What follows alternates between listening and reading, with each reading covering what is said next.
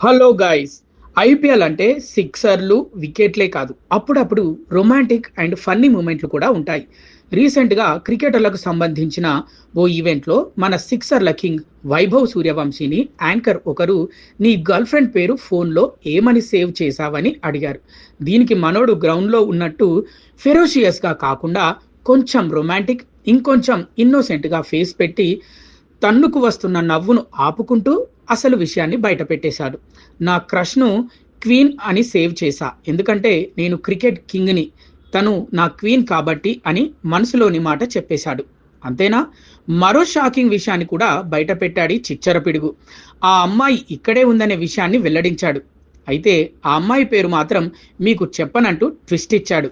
అదే సమయంలో cameraman Vaibhav look ఎటు ఉందో చూసి టక్కున ఓ అమ్మాయిని ఫ్రేమ్లోకి తెచ్చాడు.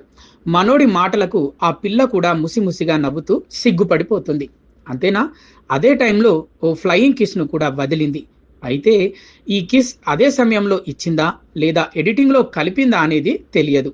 ఆ తర్వాత ఆ అమ్మాయి కూడా అవార్డు తీసుకుంది. దీంతో ఆ అమ్మాయే మనోడి క్వీన్ అంటూ ఫిక్స్ అయిపోయారు ఫ్యాన్స్. అయితే సూర్యవంశీ తన క్రష్ గురించి చెప్పినప్పుడు team India women crew queen Smriti మందానాను కూడా కెమెరాలు ఫోకస్ చేశాయి. తర్వాత కెమెరాను team India head coach Gautam Gambhir వైపు కూడా తిప్పారు. ఈ కార్యక్రమానికి టీమిండియా హెడ్ కోచ్ గౌతమ్ గంభీర్తో సహా టీమిండియా ఆటగాళ్ళందరూ అటెండ్ అయ్యారు. దీంతో మనోడి లవ్ మ్యాటర్ పై నెటిజన్లు ఓ రేంజ్ లో రెస్పాండ్ అవుతున్నారు.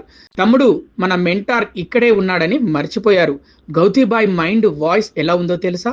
నువ్వు ముందు ఇండియన్ టీంలోకి రాబేటా, నీ సిక్సర్లు, నీ క్వీన్ల సంగతి అక్కడ చూసుకుంటా, నీ లవ్ మ్యాటర్ని ఎలా పరిగెత్తిస్తానో చూడు అనుకుంటున్నాడంటూ కామెంట్లు చేశారు. కొందరేమో అవును బ్రో, ఇక్కడ మ్యాచ్లు గెలవడానికి కింగులు, నవాబులు కాదు, రన్స్ కొట్టే రోబోలు కావాలి.